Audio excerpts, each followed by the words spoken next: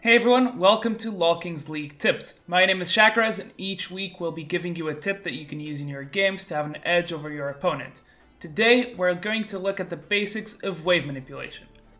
Let's start by understanding how minion waves work. Minion waves spawn every 30 seconds. Each third minion wave also has a cannon or siege minion. From 20 minutes onwards, every other wave will have a cannon minion, and after 35 minutes, every single wave will have one.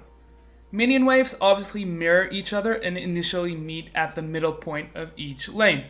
Now, this part is obvious, but what happens when the minions meet elsewhere? It's simple. Let's say a blue minion wave meets the red one closer to the first red tower. The minions will start fighting each other off, but since the wave is closer to the red nexus, the following red wave will arrive before the blue wave and help the previous wave kill off the blue minions.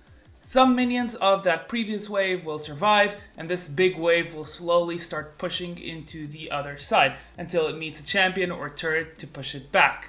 Now, the speed in which the waves are pushed back will depend on where they meet. If an even wave meets close to the tier 2 turret, a reinforcing wave to defend will arrive much earlier, and the wave will stack up with the previous one earlier and push back faster.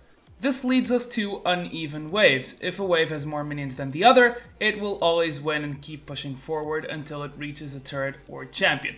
The bigger the minion wave is, the faster it will push, and in most cases, if the minion wave has 4 more minions, it will be enough for it to push wave after wave until a champion or turret interferes. Now that we know all the basics, we can apply some concepts. First off, freezing. In order to freeze a wave, you have to have an enemy wave that is bigger than your own and thus will push towards you. It can't be any size of a wave. If the enemy wave is too big, it will push too fast and hit your turret, so you might have to thin the wave beforehand, which is killing off a few minions.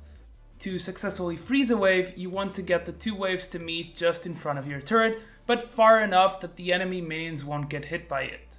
From there, you just last hit.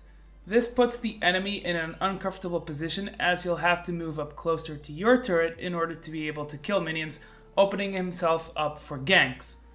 Unfreezing is a necessary risk one needs to take in order to break the freeze. Some champions will have an easier time than others depending on their abilities and their effective range. Breaking the freeze is simply killing the enemy minion wave fast enough so your own moves forward and hits the enemy tower.